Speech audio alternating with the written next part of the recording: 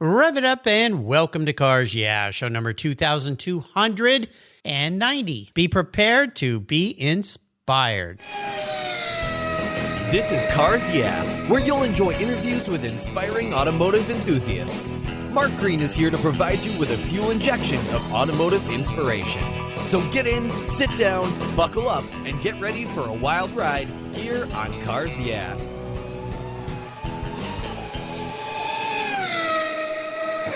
Hello, inspiring automotive enthusiasts, and welcome to Cars Yeah. Today I'm in Charleston, South Carolina, with a very special guest by the name of John Pampu. John, welcome to Cars Yeah. Do you have any gear, and are you ready to release the clutch? Let's do it, brother. Matic. We're going to have some fun. Now, before I give you a proper introduction and we dive into what you're doing in the car world today, which you've been in for a long, long time, what's one little thing that most people don't know about you, John?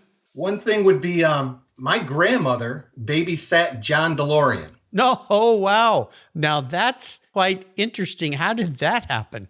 Well, my grandparents immigrated from Romania right before before World War I, as did the DeLoreans, and they all wound up in Dearborn, Michigan. So, as the story goes, our families became friends, and Father DeLorean, Mr. DeLorean, was kind of an interesting individual, let's just say. So, Mrs. DeLorean would confide in my grandmother and kind of seek a little refuge on occasion and need some help watching the kids. And my grandmother, Effie Pampu, stood up and kind of walked her through some things and babysat. And if I'm not mistaken, I believe that she is the godparent of John DeLorean. Oh, my gosh. Wow. Yeah. Well, Yeah. There's some car roots going way, way back for you. So yeah, definitely. Running in the veins. Let me give you a proper introduction. We'll talk about a very fun life that you're centric around cars with. John Pampu is a self-described Auto Maven, and he's been insuring and inspiring car enthusiasts for over 25 years. His passion for the classic car industry is legendary.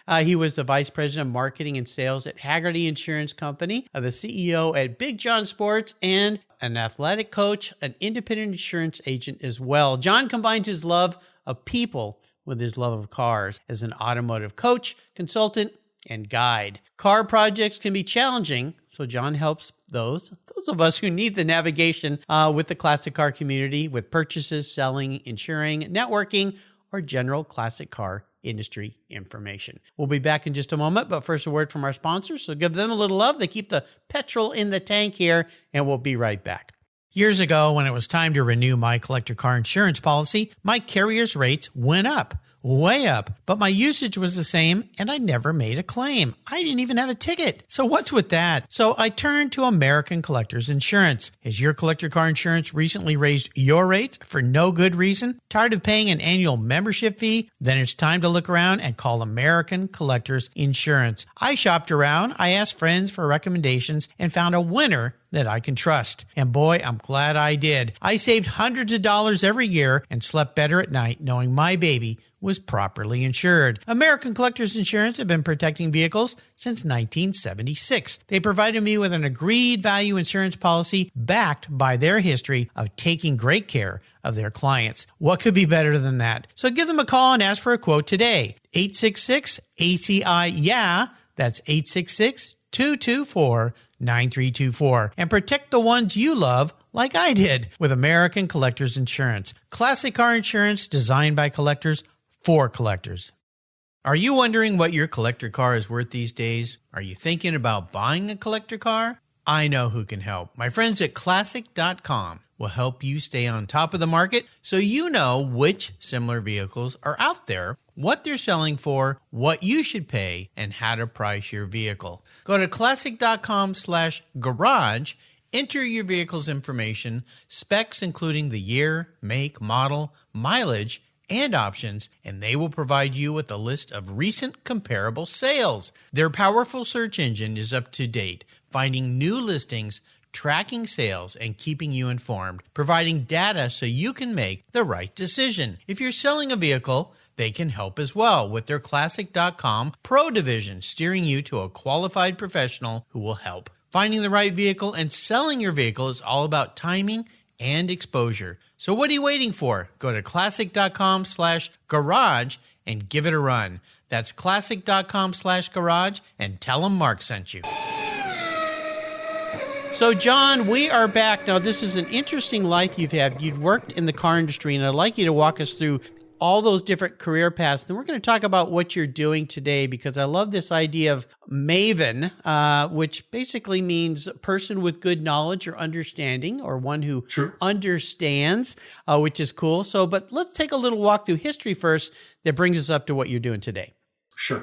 My love for people is where it all begins. I had a father that was passionate about individuals and really wanted to get the best out of people. So he became a teacher and a counselor, and he kind of forwarded that on to me. And that was a gift that he gave me. And I'm really enthused. I believe that people are the biggest historical educators on the planet. I learned so much more from people than I ever did from sitting in a classroom. I'm too ADHD to sit in a classroom.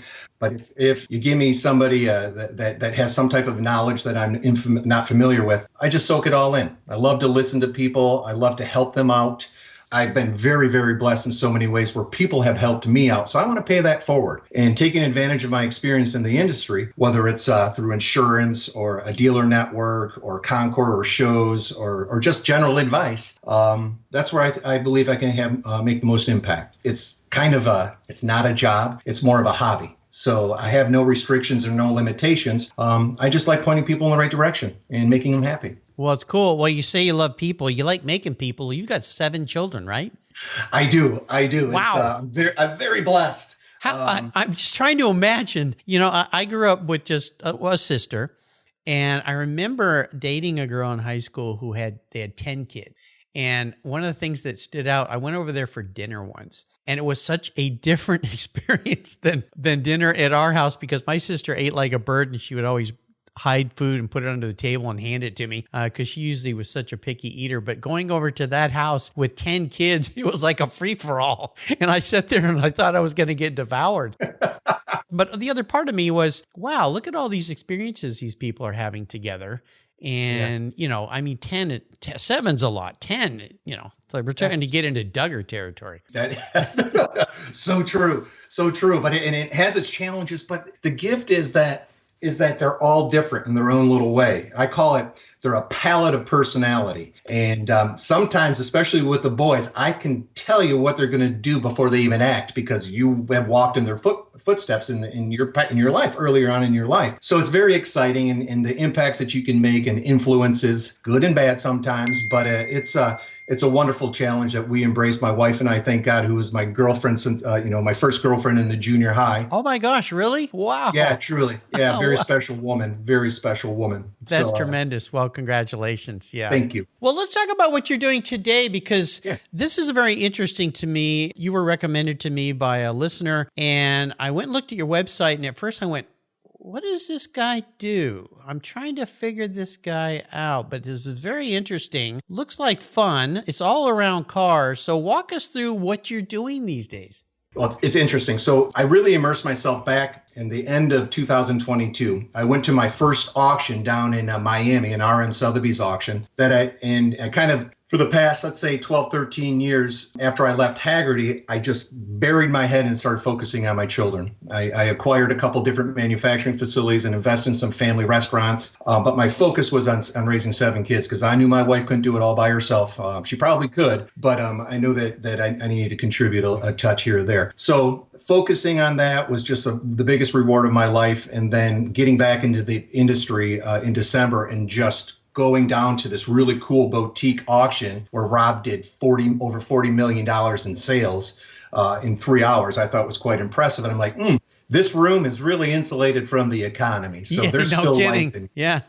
And I would see some of my old friends, and it just really, started getting the juices flowing again. And just, it was wonderful because the people are just so fantastic. And there's new people coming into the market, which is exciting as well, because you get to learn more and listen to more people's stories. And then, so what I decided to do is I wanted to be like a concierge, Maven to the industry, and that is help people kind of take my personal experiences and kick people down a path of recommendation. And for example, what auctions to go to, what's on the bucket list for a Concord? Well, I can't tell you, living in Charleston, how many people have not been to Pebble Beach that want to go, that just didn't have the connections or the relationships. And so I kind of put people in place and I match make people where they can each benefit from it. Sometimes it has to deal with car dealing. I am not a car dealer, but I have a really good qualified network that I trust, that I can bring to the table and say, hey, here's somebody that I trust that will look after you. And I will hold the customer's hand to ensure that they are taken care of. I don't earn a commission on that. I'm more of an insurance guy. And that's really how I make ends meet at times. Let's just say I love that the insurance angle. I'm telling you, the one thing that I really like to do is educate people that are not familiar with the niche market insurance companies and expose them to it. Because number one, it's the best policy in the world, agreed value policy, but the cost, the savings are immense, or can be. So that's how I like to help. And it's fun. It keeps me in the game, and it's a great experience. Great experience. It's wonderful how you took your experience. And so you sell insurance now. Is that your primary? Yeah. Okay, primary, but yeah. And as listeners know, for the last 3 years, American Collectors Insurance has been the sponsor here. I thank every day for them because they help put some gas in the tank here as well. Sure. I get a lot of calls from people all the time. It sounds, it's funny. I don't think a day goes by somebody doesn't reach out to me with some question in the car world. Maybe I should talk to you about what my next career thing will be. Let's sit down, my friend. Yeah, is helping people, because my wife sometimes goes, you should just be a consultant or something, because every day someone's asking you something about cars. But like you, I've been in the car world for decades.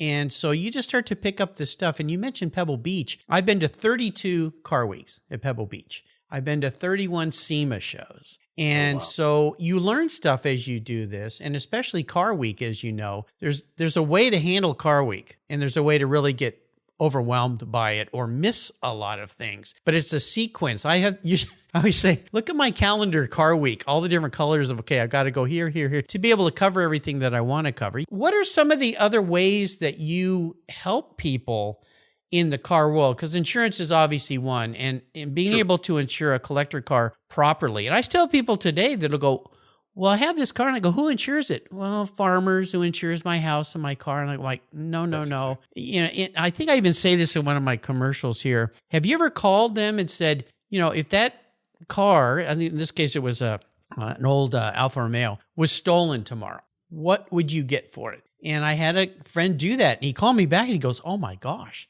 First of all, they didn't even say the word Alfa Romeo right. Sure.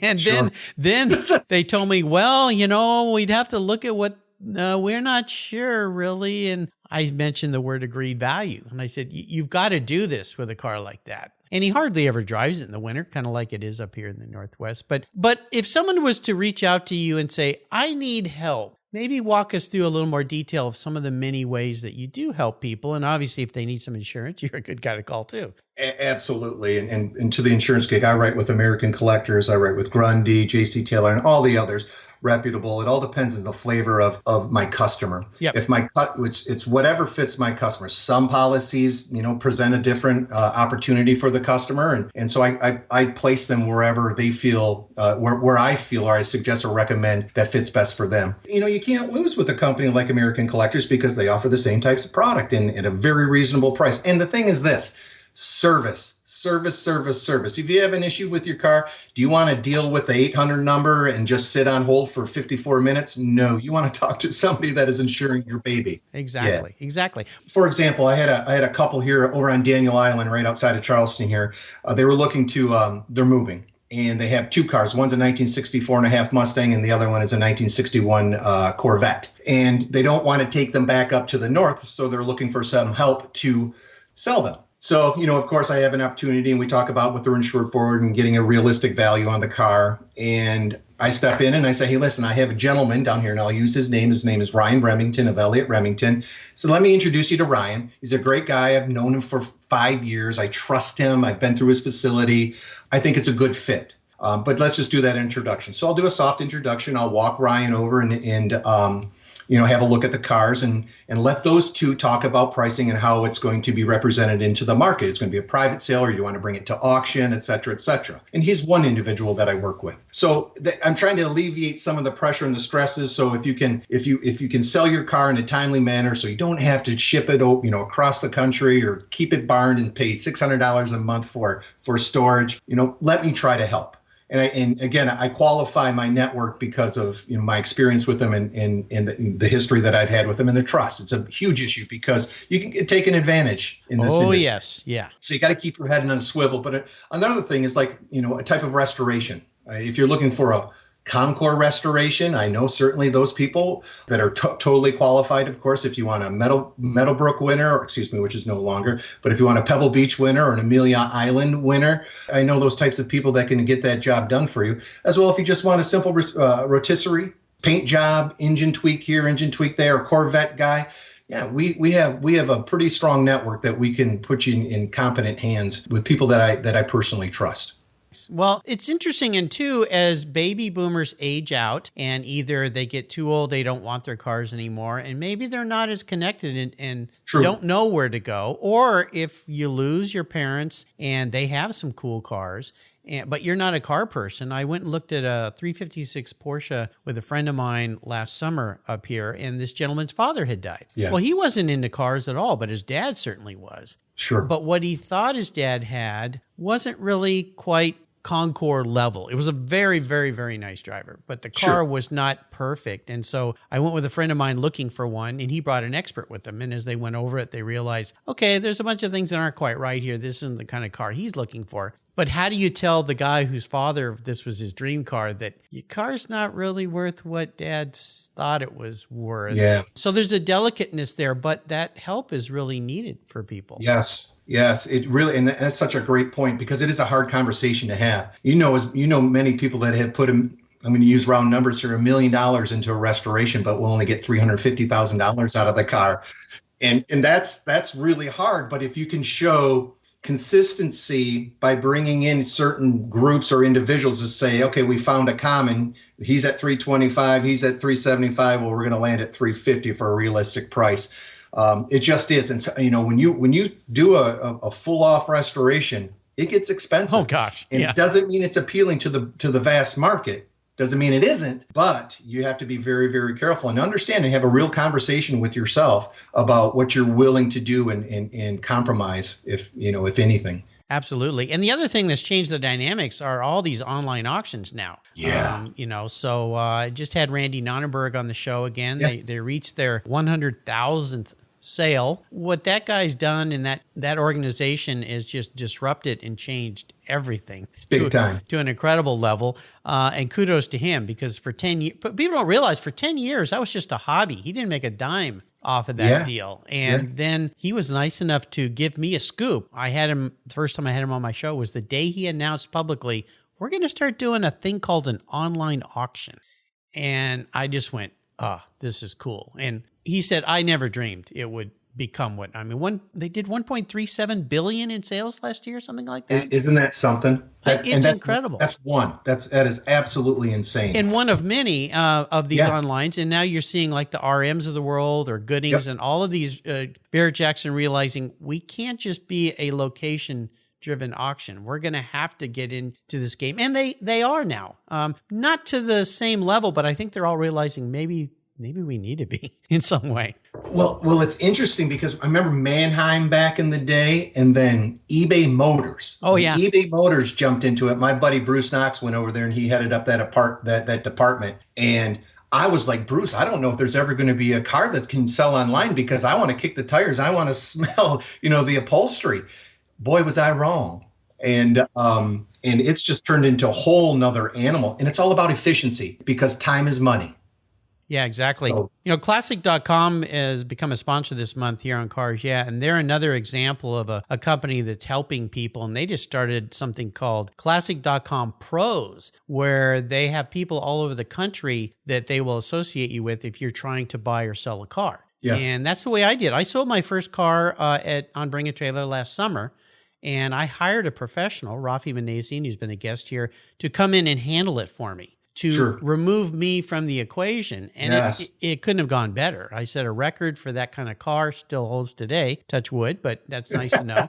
Even better, though, the car went to somebody who lives about 20 minutes from my house. I say my car is living in a better garage than it was before, because this guy has a lot of nice cars. But it's cool stuff. I like to ask people about driving inspirations, people that have been very influential to them. And you have worked in the world of cars, which we're surrounded by influential and inspiring people. Has there been somebody like that in your life? Yeah, there really was. I was blessed to be a part of the Hagerty family, and Frank Hagerty and Louise Hagerty are some of my biggest mentors. Actually, my nickname was Little Frank, even though I was bigger than he was.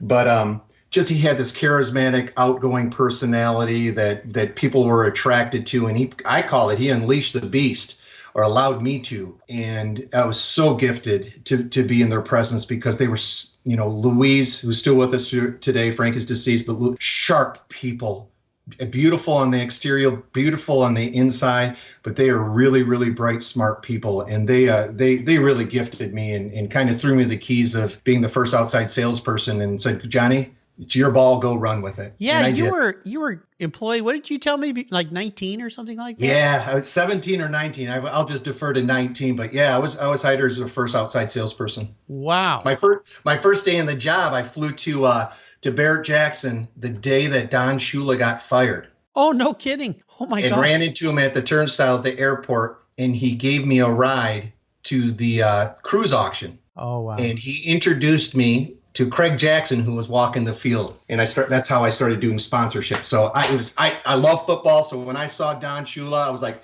it's meant to be. It's meant to be. Isn't that amazing? Wow. What a history. I also like to ask about challenges, because these are things we go through that when we look back, go, kind of glad I went through it. Maybe it wasn't so much fun. Is there something like that taught you a great lesson?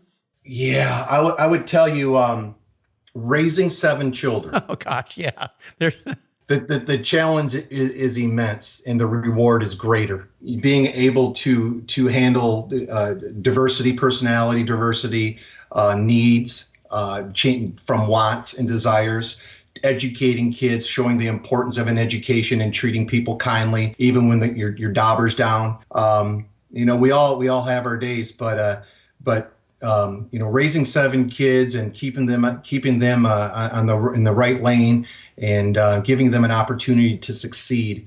A big challenge, but so far so good. We're down to 1 in the household, so everybody has gone to college or graduated college and Wow. in a pretty good spot. But it's been tough. No easy. There, nothing too easy about it. Well, like you said, they are all very different. Well, my wife and I, we have 2, and a boy and a girl. So there's a difference there, but also just very different personalities. And you kind of go, well, they grew up in the same house. How can they be so different? Just in the way they tackle stuff. But I think being a parent, you have to realize that and don't expect the same from everyone. And obviously don't play favorites, but there are differences there. And even to this day, I kind of find joy. My kids have, both went to college, grew up, and now they're out on their own. And now my daughter's a mother and about to be a mother again. And congratulations. Yeah, you just go, wow. And then you start to realize how fast life is skidding by, and you got to go. Yeah, for sure. Yeah, it's for absolutely sure. So wonderful. enjoy it. Yeah, oh, definitely. So, special vehicle story. We love to talk about one special vehicle that stands out. I'm assuming you've had some fun rides in your life. Oh, we did. We were successful. We had some success in businesses, but vehicles my special story is. I love the cars, and growing up and seeing, various cars in your neighborhood, and who was the coolest kid, who was the quarterback on the high school football team. But the one vehicle that I wanted when I was a kid, and I had to go get it, was a Fuji Sport 12 bike. Wait, a Fuji Sport? Okay, you stumped me, and very few people do. What on earth? Gorgeous blue.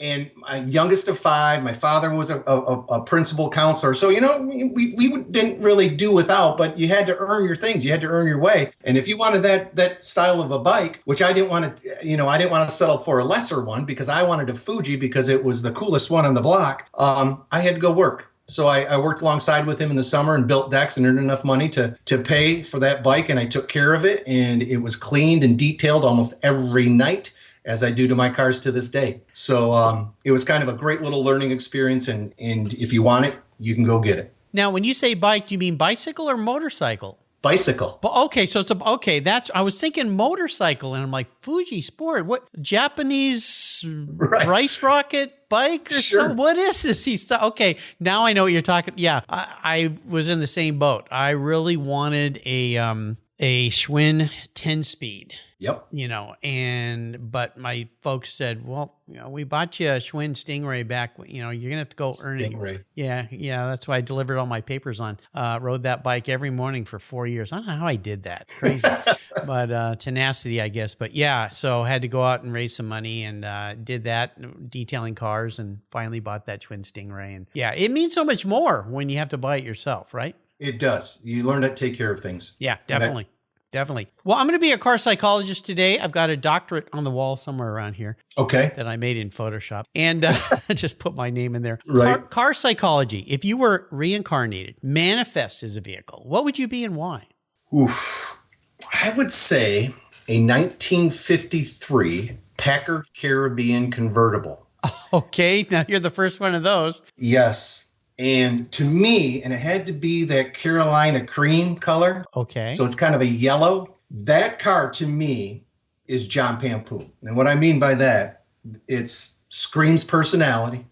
The top goes down. It just shows just a little bit of muscle.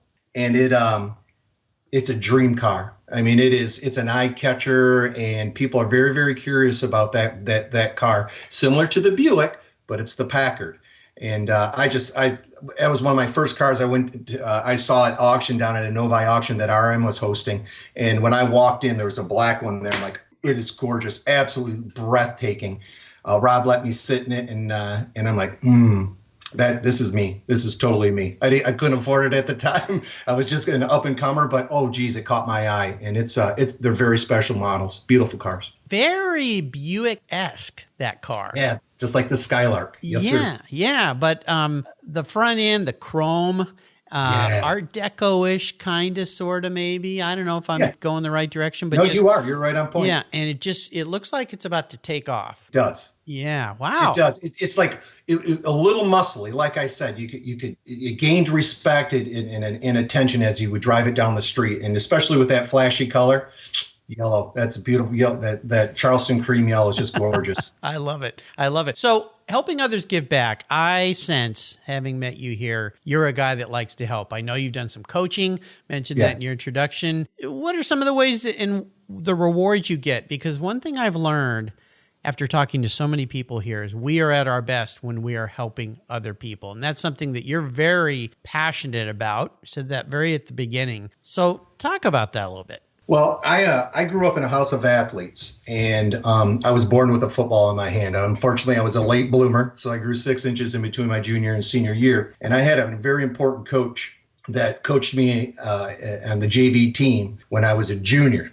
And I had my dauber down, and we didn't get along, and we just didn't get along. And I felt sorry for myself, something that my father would never allow me to do. So we didn't hit it off, and he benched me. And we just had a conversation afterward about, listen, I'm the coach, you're the quarterback, you're thinking too highly of yourself right now. You got to get your poop in a group. And it's like, okay, yes, sir. So 3 weeks later, the varsity quarterback goes down with an injury. And I'm thinking, I'm not going to go up because here I am. He benched me. That man took me by the hand and walked me up to varsity, stopped me and pointed me stuck his finger in his chest and said, John, show him how you can throw. Show him John Pampu. No limits. Show him you have nothing to lose. Nothing to lose. Wow. So I went up there and I was accepted and had a decent season. And then I went on to my senior year. And football was so big up in Traverse City. I mean, we played in front of 8,000 people. Wow. And I could still smell the popcorn, and I just love that energy. There was a starting quarterback that was going to start ahead of me, and I was a late bloomer. So I got it. But I wanted to win so bad. And my dad taught me many, many times. He said, John, you can make a difference in somebody's life just because of your personnel, and you're going to be a fortunate guy. You're one of those guys. You don't know what people go through on a day-to-day basis. So acknowledge them. Take your weakest guy and make him strong. Make him strong, and you're going to create a team. That quarterback coach got moved up to varsity the following year, and he pulled 4 starters and then myself into a circle, and he said, leaders, if you guys want to win a state championship, the leadership has to come from somebody. He took that same finger and he poked me right in the chest, and he said, it's from you, Pampu. And it was like, I mean, it makes the hair on my arm stand up. And I like had an outer body experience, and it was one of the best experiences of my life. And we went 13-0, won a state championship, and I think we won 7th in the nation. Wow. And it changed the course of my life. I stay in touch with the guy to this day, Coach Tom Wilson, and he was hugely impactful. And he gave me the gift to do that, pay it forward. That's why I coach today. I take a kid and look at, what, I know you're struggling through, whatever changes your body's going through. It's going to happen for you. Just hang on, because I don't want you to miss out on this opportunity. And if I can ease the pain a little bit and show you a path, the choice that you have to make and the commitment you have to make, you're going to enjoy your life. You're just going to add more salt and pepper to it. Nice job, Coach. I love it. I love it. How about great reading? Is there a great book you'd like to share with our listeners today? I'm a big fan of John Grisham. And so I really like The Rainmaker. It has to do with insurance and helping a downtrodden family. But I will tell you, the book that I give to all of my children that are salespeople and that aren't even salespeople, it's called The Wedge. Whoop, I don't know if you can see that. Okay, The Wedge. Yep. It's The Wedge by Randy Schwantz. And McKeel Hagerty gave me this book. And it's about how to stop selling and start winning. And it was right in my wheelhouse. And I recommend this to absolutely anybody that wants to get ahead in business or just needs a little push. It's a great, easy read. I'm not a big reader anymore. I used to be big when I was younger, but that was definitely an impactful read. Great book, The Wedge. So I'm going to enable you to go on what I call the ultimate drive. I'm going to park any car in the world in your driveway. You can take it anywhere you want, and you can take anybody with you, including somebody who's no longer with us, which is kind of cool. Yeah. What does the ultimate drive look like for you today? Man, grew up in the 70s. My Burt Reynolds 1978 Pontiac Firebird Trans Am. Okay. I mean, it 6.6 liter just screams, throws your organs back, and it's an eye catcher. And I just love that car. Absolutely love it. I'm a GM guy. Is it going to be black with the gold bird on the hood? Exact gold bird in front, and it's going to go really fast. Yeah, no kidding. No kidding. Yeah. So who are you going to take with you? I'm going to take my pops, my dad, Virgil Pampu, and I'm going to be driving though. Okay. I'm not going to let him drive. I'm driving. He always drove when I was growing up, so I'm going to man the wheel. Our conversations, we could have many, but my biggest conversation would be talk about the parallels in our life and our characteristics and our personalities and how he enabled me to become, what I am today. Well, I believe it's a success. My family's very supportive in that. He was my hero. I watched him interact with people and take care of people and protect people and expect from others, people that were not necessarily, I don't mean privileged in maybe a financial way, but were gifted. He expected things out of me because he knew that I was going to pave my way and he wanted me to help along the way. And it changed my life. He changed my life for the better. Very nice. Yeah. Oh, I love it. Well, you've taken us on a very exhilarating drive today, and I really appreciate this. I'm so happy that we were able to connect and meet now. Now we're two car buddies out there trying to inspire and help the world. Before I let you go, could you share maybe some words of inspiration with us? Yeah, I would say this. Don't limit yourself. Don't allow people to tell you what you are. Be true to yourself, as authentic as you can be, and transparency always wins. Always wins. Be true to you. Awesome advice. Now, you got a website, I understand, where people can learn more about you? Yeah, jvpampu.com. Cool, and that's Pampu. Pampu. Yes, sir. Yeah, very cool. I don't think I've ever met another Pampu. That's a very unique. No, there's not name. many of us out there. Yeah, very rare for sure. Well, you're a rare guy too. Well, I want to thank you for spending time with us today, for being so generous with your time today and sharing your obvious passion and wisdom and just energy and vibe. I'm ready to go. Until you and I talk again, my friend, I'll see you hopefully at a car show somewhere down the road. Right on. Thank you, Mark. You're welcome. This was wonderful. For several years now, you've heard me talk about Linkage Magazine. I've been a subscriber since the start. Their talented and creative team brings you a spectacular publication and website that shares the automotive passion from a worldwide perspective. Linkage is about driving, restoring, collecting, and first-hand experience at collector car auctions and more. They bring you real-world values plus rational, experienced opinions on the current markets. They cover the automotive world and the people who share our passions. And Linkage Magazine has grown, mailing you 6 issues annually. Join me on this journey with Linkage.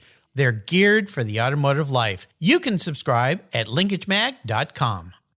If you're listening to this program, there's a pretty good chance you believe what I believe, that the collector vehicles we love are more than just a means of getting from one place to the other. They're a part of our culture, our identity, and as a people, they bring us together at vintage races, classic car auctions, and 1,000-mile rallies. That's why I support the RPM Foundation, which exists to ensure that the critical skills necessary to preserve and restore these important vehicles aren't lost to time. RPM stands for Restoration, Preservation, and Mentorship, and their goal is to inspire the next generation of vehicle restoration professionals through its outreach programs. And they include Shop Hop, Off to the Races, the RPM Future Class, and many others. These programs engage talented young people across the country and connect them with mentors and a variety of opportunities in the industry. For more information on how the RPM Foundation is driving the future of collector vehicles skill trade, visit rpm.foundation today. Thank you so much for joining us on today's ride here at Cars Yeah. Drive on over to carsyeah.com to find show notes and inspiring automotive fun. Download your free copy of Filler Up, a fun book filled with gorgeous photographs of fuel filler fun, including quotes from more inspiring automotive enthusiasts. Download your copy today, and we'll see you next time on Cars Yeah.